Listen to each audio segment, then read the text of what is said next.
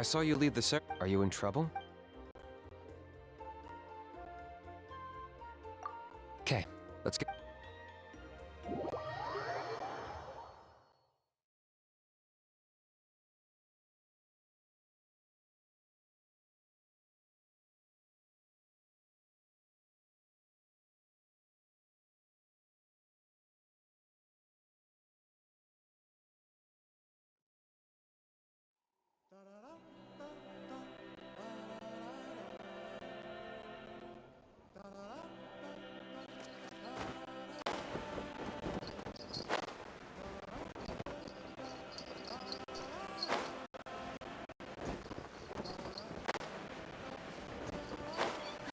Almost there. The cave is just up ahead.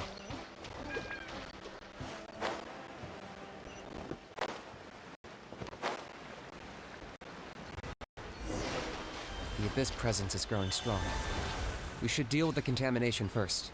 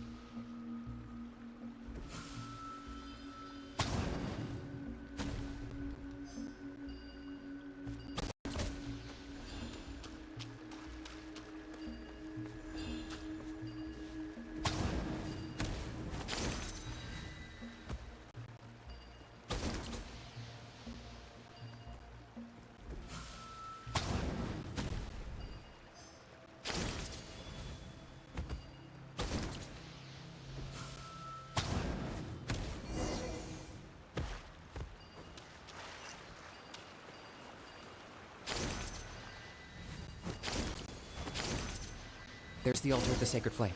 Remember, light up the torches around it first.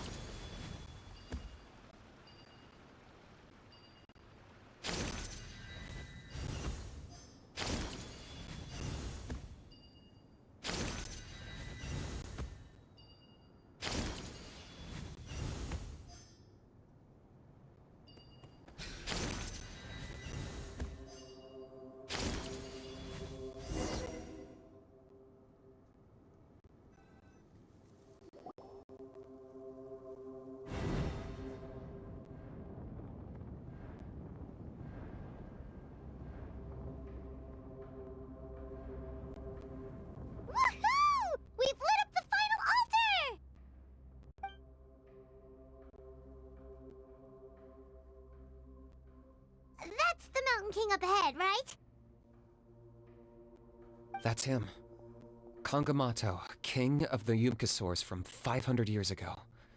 He's very powerful. Paimon can tell. He is huge. Let's tread carefully. We don't want to wake him up. You've made it at last. You did even better than I expected. Traveler, now comes the final and most important step of the ceremony. Please use the power of the sacred flame to cleanse the Mountain King of a... There's no need this time.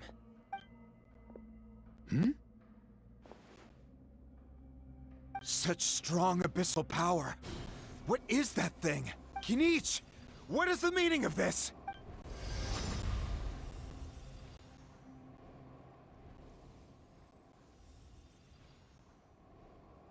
Is that a beastly rift? Chief Waina, Elder Trinidad, this is about to get a little dangerous. You should step back. What do you think you're doing?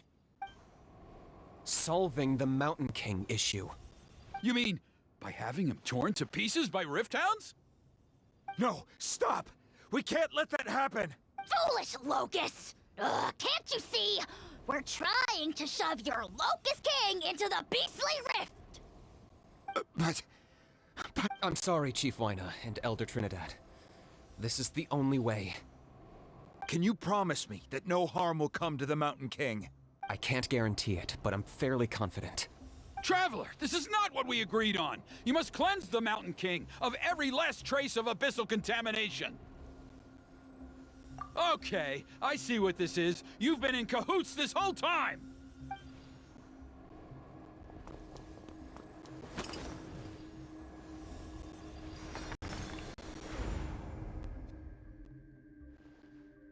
Ugh, you imbecile! What have you done?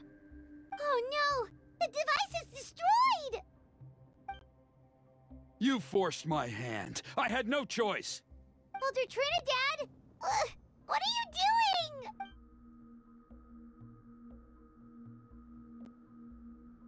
No! The Mountain King is waking up! He will cause even more casualties! Everyone, out! Now!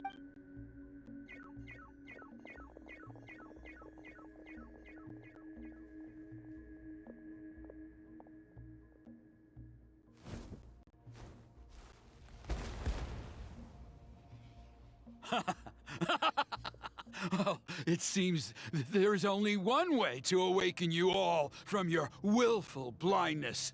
More sacrifices must be made.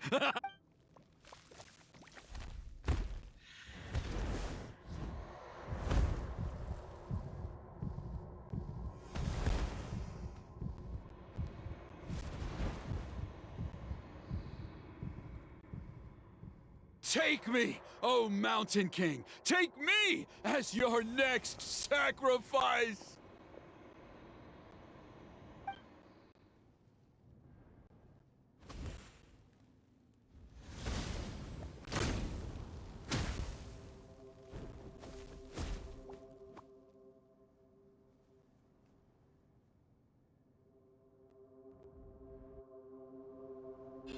Everyone's still outside. We have to keep the Mountain King here. Give me a hand.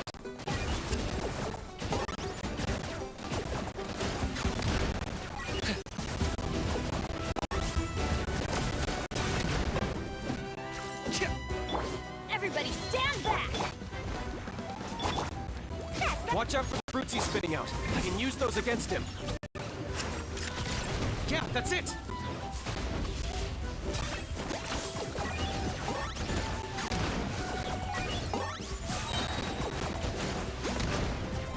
Claim these souls! The dead would blaze! Dragonfire! You're toast!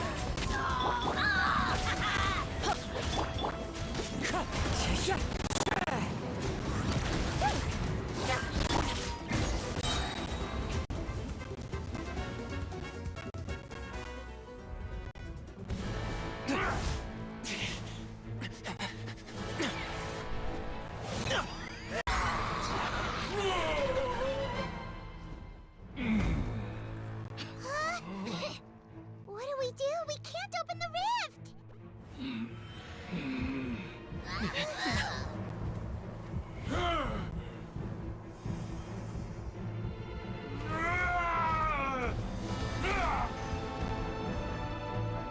Kill me! Put an end! Points at launch! Shame!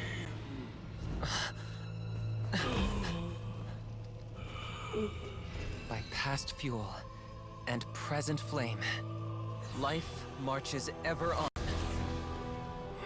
Oh, Burkina, I must atone.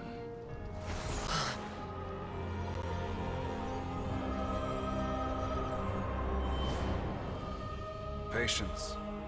We will answer to the fire for all our deeds. Even if one day I fall behind, never look back. Keep moving forward, as we are now.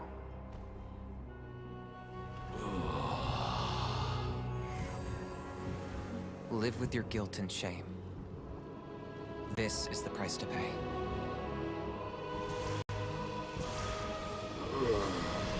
Heir to the Turnfire, Please use my ruined vessel to train the heroes of the future.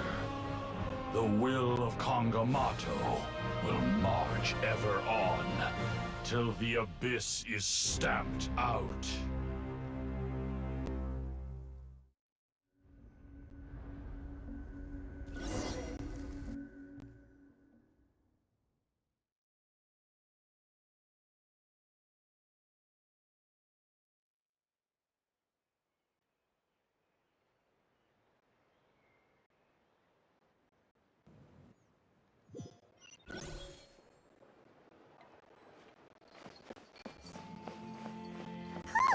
Pretty eventful day yesterday, huh? Paimon wonders how things are doing now. Let's go ask the chief!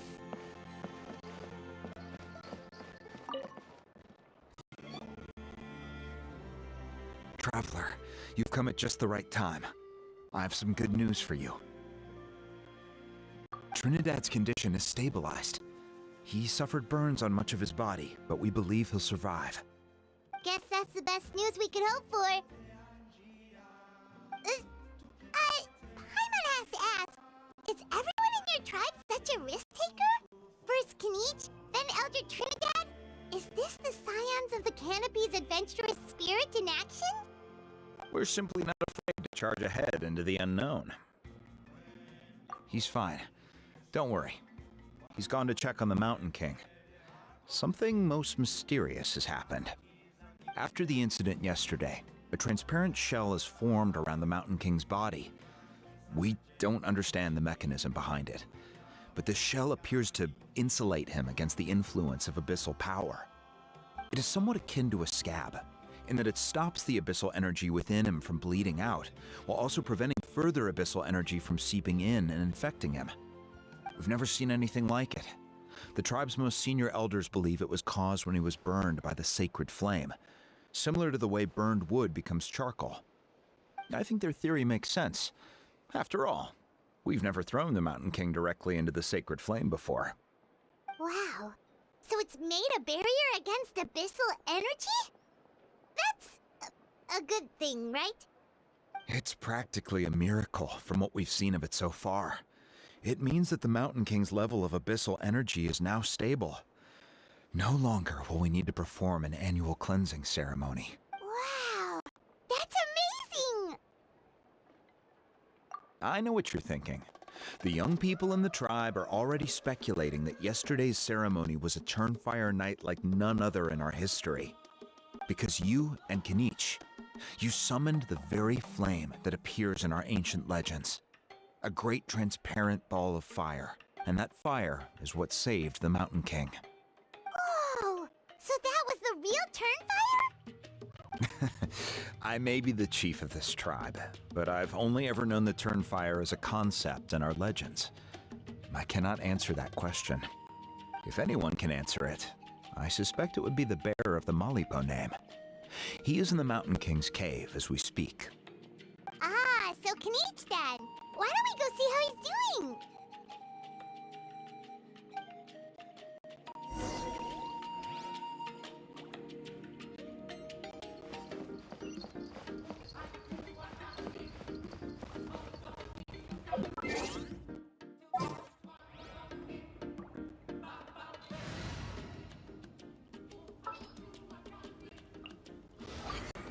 This had better be important.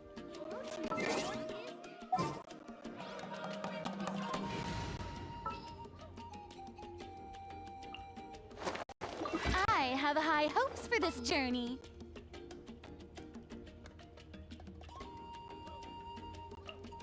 Wish me luck.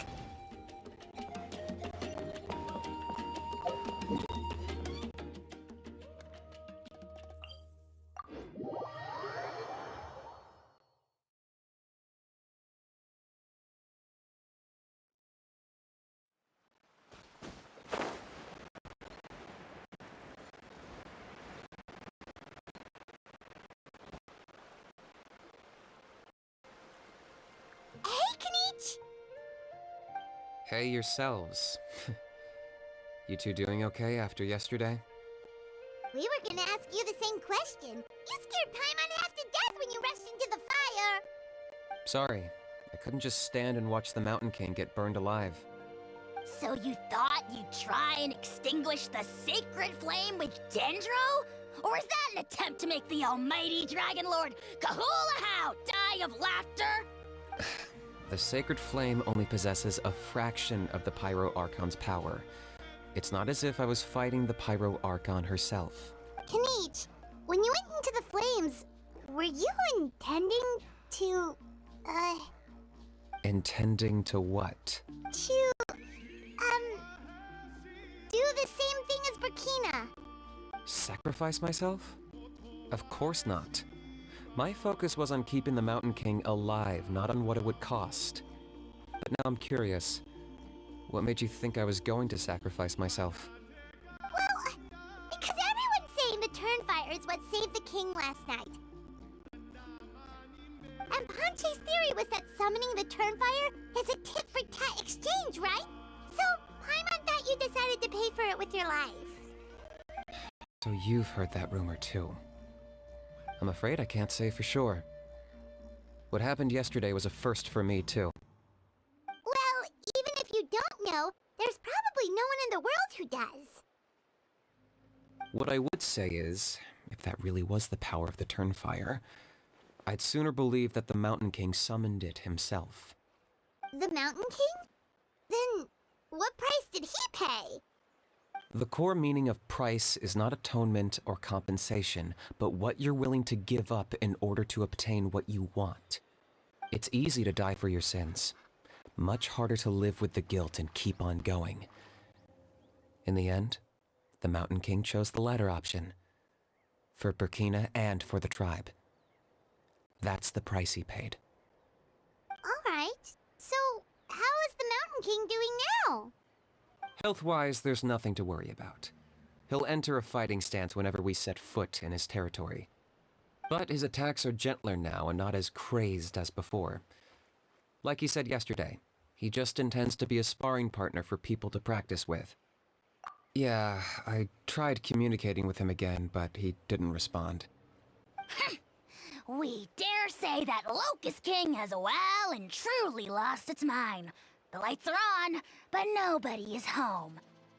Its body remains fighting fit thanks to the perverse power of the Abyss, but time has been less kind to its soul. It was ground to a pulp long ago. But we saw him come back to his senses yesterday. That was merely one last burst of brain activity before it croaked.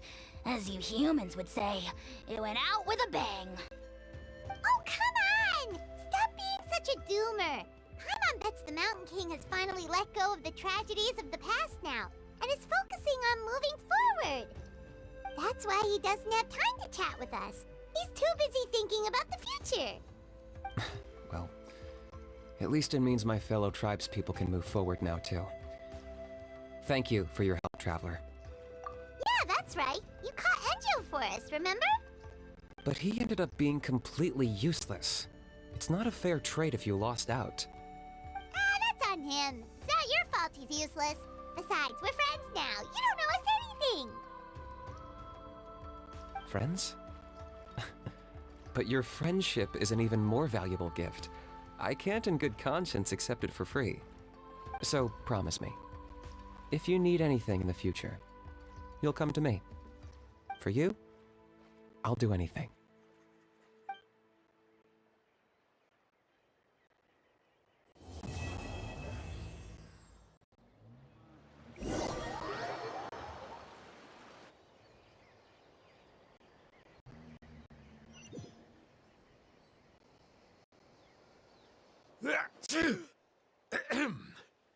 So, in the end, only poor little Hoonie got the sad ending?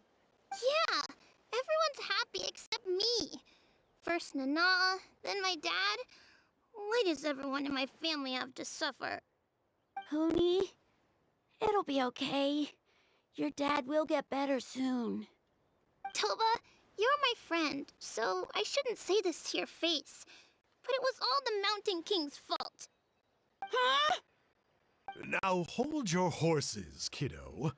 If you promise not to fight, Uncle Sanka will tell you a story. Okay, before you roll your eyes out of your skull, I promise you can trust me. I almost got my eyebrows burned off by the turnfire after last time. All right, I'll just get to the point. Do you know what Uncle Sanka loves the most about your people? What? Your extreme sports. Huh? On my first day here, I got hit by someone falling out of the sky. It's a dangerous sport, to be sure, but the courage it took to make the jump impressed the heck. Oh, such a nice friend. Of course. Anyway, the good times didn't last, because I got captured by a powerful foe, so we had to part ways for a while. In the hands of the enemy, I was scorned, scolded, and nearly driven away. Why does Uncle Sanka always have to suffer, I thought.